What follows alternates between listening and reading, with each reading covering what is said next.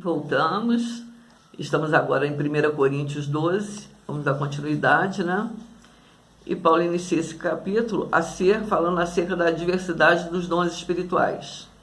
A igreja de Corinto estava envaidecida de ter recebido dons espirituais. Estavam disputando tipo. Os que falavam em línguas queriam o dom de cura. Os que tinham o dom da profecia queriam os da sabedoria. E assim por diante. E aqueles que não tinham dons nenhum se sentiam inferiorizados diante daqueles que tinham os dons.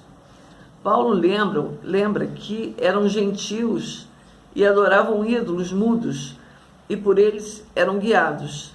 Agora eles conhecem o Espírito Santo e por eles são guiados.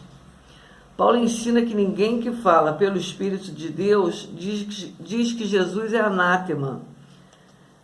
A palavra anátema vem do grego anátema, tradução do Strong, que significa animal a ser morto em sacrifício, devotado à destruição, devido à sua associação com o pecado. A palavra tem uma conotação ruim, era sinônimo de uma maldição. No esquema sacrificial, anátema significava alienado de Deus sem esperança de ser redimido. E declara que toda pessoa que fala pelo Espírito não vai amaldiçoar Jesus, porque quem disser isso, além de não ter o Espírito Santo, deve estar possuído por outro espírito, né? Porque Jesus jamais é anátema, né?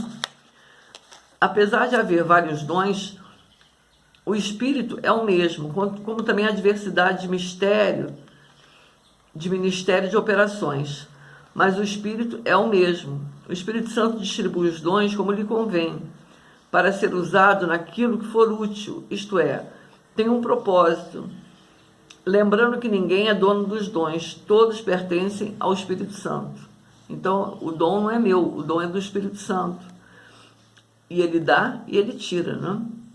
O dom é um só, dons variados, era um só Espírito, em um só Espírito que atua em todos eles, e ele reparte os dons a cada um como lhe convém.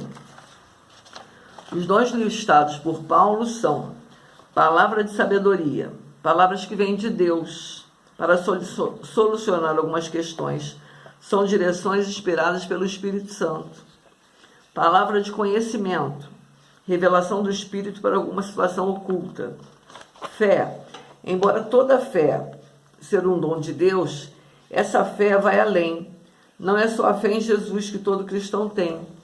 É uma fé que não se explica. Dom de curar. Existem curas que os médicos não conseguem explicar, que muitas vezes são frutos de oração. Mas também existem curas que ocorreram após a oração de determinada pessoa que o Espírito Santo usou para curar alguém. Operação de maravilhas. Fazer algo que não se poderia fazer naturalmente. O milagre não se explica. Profecia é falar em nome de Deus, uma revelação divina em nome do Espírito Santo de Deus. Discernir o Espírito é a capacidade de dizer se um fenômeno específico tem origem em Deus, no homem ou em algum espírito demoníaco. Esse discernimento de espírito, uma pessoa que tem esse discernimento, ela vai saber se aquele que está fazendo alguma coisa, ele está sendo guiado pelo Espírito Santo, por espírito maligno ou pela própria força humana, né? Variedade de línguas. Falar em línguas não aprendidas, também conhecidos como falar em línguas estranhas, línguas do Espírito, não são compreendidas, porque quem fala não edifica a igreja, apenas a si próprio. Interpretar as línguas, dar significado em língua comum ao que é falado. Nos dias de hoje, os dons são desenvolvidos em muitas igrejas, tanto na católica quanto nas protestantes, mas não são aceitos por todas as igrejas.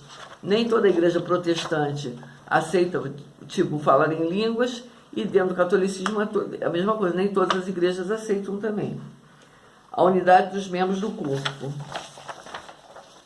Paulo faz uma analogia do corpo humano com os dons espirituais, mostrando que todo membro tem sua importância no corpo, assim como todos os dons do Espírito são importantes, mostrando assim que a unidade da igreja funciona com a diversidade de dons.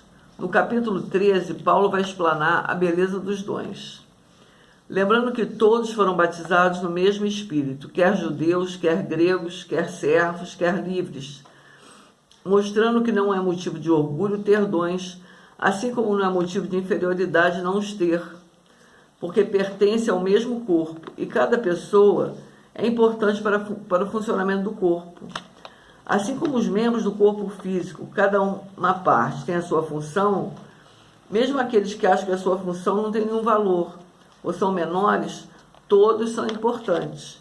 Aí ele faz comparação do pé, da orelha, da mão, né? Paulo mostra que todos são fundamentais para o funcionamento do corpo. Paulo insiste na unidade do corpo de Cristo, e declara que Deus primeiro colocou apóstolos nas igrejas, em segundo profetas, e em terceiro doutores, depois milagres, depois dons de curar, socorro, variedade de língua. Coloca dessa forma para que compreendam que nem todos são apóstolos, profetas, mas todos têm o seu valor. Paulo declara para procurarem com zelo os melhores dons, e ele vai mostrar um caminho ainda mais excelente. Nos capítulos 13 e 14, ele vai continuar falando dos dons. O capítulo 13, que a gente vai ver amanhã, ele fala do amor, né? Para mim é uma das partes mais bonitas das cartas de Paulo, 1 Coríntios 13. Então amanhã a gente se encontra novamente. Você fique com Deus e bons estudos. Tchau.